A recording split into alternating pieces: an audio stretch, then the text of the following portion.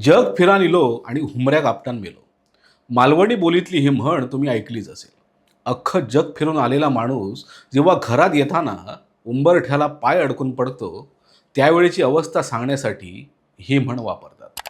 परवा संपलेल्या महाराष्ट्राच्या पावसाळी अधिवेशनात विरोधकांची अवस्था अगदी हुबेहूब तशीच होती.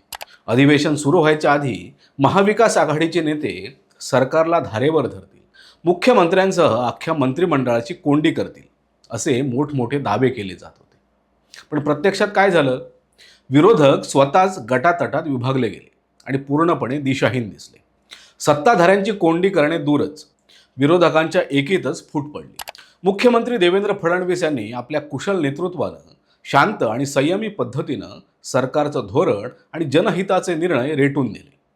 या अधिवेशनात नेमक्या काय घडामोडी घडल्या, कोण बाजी मारून गेलं आणि नेमका कोणाचा गेम झाला, हेच या व्हिडिओतून जाणून घेऊया.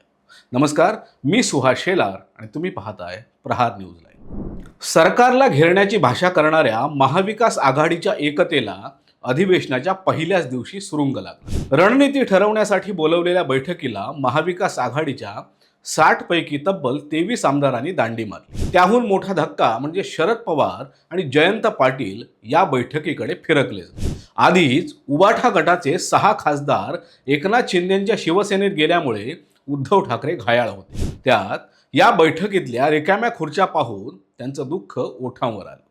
विरोधक फुटीच्या धास्तीने शांत असताना सत्ताधारी राष्ट्रवादीचे आमदार सना मलिक यांनी मात्र स्वतःच्याच पायावर धोंडा मारून घेतला. नाशिकच्या तिहेरी तलाकच्या मुद्द्यावरून भाजप आमदार देवयानी फरांदे यांनी पाकिस्तानात बहुपत्नीत्वावर बंदी आहे, मग भारतात समान नागरिक कायदा कधी येणार असा सवाल केला. यावर गृहराज्य मंत्री योगेश कदम यांनी समिती नेमण्याचं आश्वासन दिलं. पण यात उडी घेत सना मलिक यांनी भारतातही मुस्लिमांसाठी कुराणातल्या कायद्यांची अंमलबजावणी करावी अशी मागणी केली. मग काय, भाजप आणि शिवसेनेच्या आमदारांचा पारा चढला. हा देश संविधानावर चालतो, कुराणावर नाही, असे ठणकावत त्यांनी मलिकांना घेरलं. शेवटी हा वाद शमवण्यासाठी सुनील तटकरेंना समोर यावं लागलं.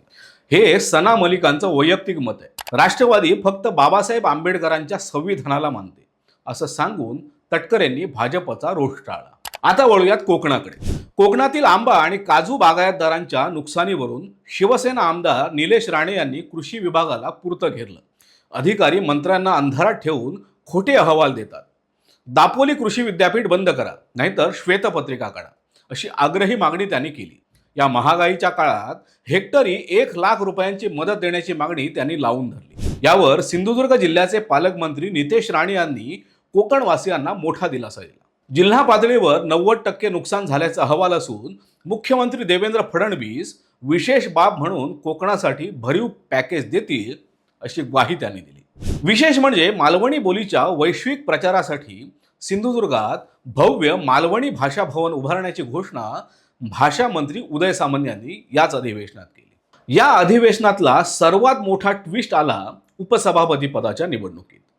उद्धव ठाकरेंचे खंदे शिलेदार सचिन अहिर यांनी एकनाथ शिंदेंचं नेतृत्व स्वीकारत उपसभापती पदासाठी अर्ज भरला आणि ते बिनविरोध निवडून देखील आले. उबाटा गटानं जगन्नाथ अभ्यंकर यांच्या रूपानं गुगली टाकण्याचा प्रयत्न केला होता, पण अनुभवी सचिन अहिर यांनी त्यावर थेट सिक्सर मारला. नाचक्की टाळण्यासाठी उबाठाला अर्ज मागे घ्यावा लागला. 6 खासदारांनंतर आता ठाकरेंच्या उजव्या हातानंच जय महाराष्ट्र केल्यामुळे उबाटा गटात ऑपरेशन टायगरची धाकधूक आता चांगलीच वाढली आहे. याच दरम्यान राज्याचे मत्स्य व्यवसाय आणि बंदरे विकास मंत्री नितेश राणे यांनी मत्स्यबीज संवर्धनासाठी पावसाळी मासेमारी बंदीचा कालावधी 15 ऑगस्टपर्यंत वाढवण्याचा मोठा निर्णय घेतला. तसंच बंदी काळात शेजारच्या राज्यातील अनधिकृत नौकांनी महाराष्ट्राच्या किनारपट्टीत घुसखोरी केली तर सरकार गप्प बसणार नाही असा इशारा देखील दिला. आजकालची शाळकरी मुलं सोशल मीडियाच्या नादात एनर्जी ड्रिंक्सच्या आहारी जात आहेत. हा धोका ओळखून सरकारने शाळेच्या 500 मीटर परिसरात एनर्जी ड्रिंक्स विकण्यावर बंदी आणली. तसंच कॉलेज परिसरात फ्लेवर पान विकणाऱ्यांची चौकशी करण्याचा निर्णय देखील घेतला. मुख्यमंत्र्यांनी विधानसभेत बोलताना खोट्या बातम्या पसरवणाऱ्यांना भाडेके टट्टू असं म्हटलं होतं. यावर राज ठाकरेंनी एका मेळाव्यात मुख्यमंत्र्यांची मिमिक्री केली.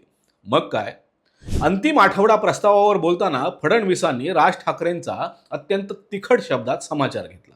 मुख्यमंत्री म्हणाले, ते जर मिमिक्रीच्या क्षेत्रात असते तर आज एकाही स्टँडअप कॉमेडियनला मार्केट राहिलं नसतं.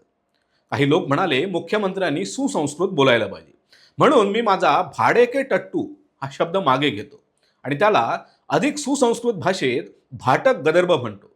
तरी समजलं नसेल तर सुपारीबाज म्हणतो. मुख्यमंत्र्यांच्या या डायलॉग बाजीमुळे सभागृहात एकच हर्षा पिकला.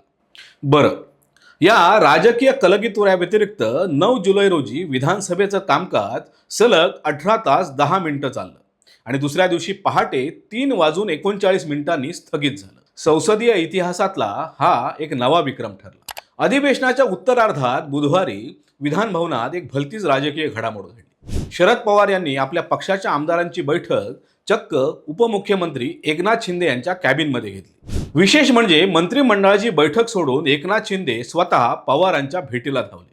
त्यांचं स्वागत देखील केलं. या दोन बड्या नेत्यामध्ये नेमकी काय चर्चा झाली याचा तपशील अद्यापही गुलदस्त्यात आहे. पण या बैठकीला आमदार रोहित पवार गैरहजर राहिल्यामुळे राजकीय वर्तुळात उलटसुलट चर्चा रंगली. याच दिवशी सीमा प्रश्नाच्या बैठकीत शरद पवार आणि नारायणराव राणे हे दोन माजी मुख्यमंत्री विधिमंडळात एकत्र पाहायला मिळाले. शेवटच्या दिवशी मुख्यमंत्र्यांनी निर्णयांचा धडाका लावला. पुण्यश्लोक अहिल्यादेवी होळकर कर्जमाफी योजनेची व्याप्ती वाढवून शेतकऱ्यांना सरसकट कर्जमाफी जाहीर केली. त्याशिवाय राज्यात समान नागरी कायदा लागू करण्यासाठी निवृत्त न्यायमूर्ती रंजना देसाई यांच्या अध्यक्षतेखाली समिती नेमली. आता नागपूरच्या हिवाळी अधिवेशनात हा कायदा सभागृहात आणला जाणार आहे. एकूणच काय तर विरोधक ज्या हिमतीनं सरकारला घेरण्यासाठी आले होते, तिथं सत्ताधाऱ्यांनीच वेगवेगळ्या घोषणा आणि राजकीय खेळ्या करत हे अधिवेशन पूर्णपणे गाजवून सोडलं. तुम्हाला काय वाटतं?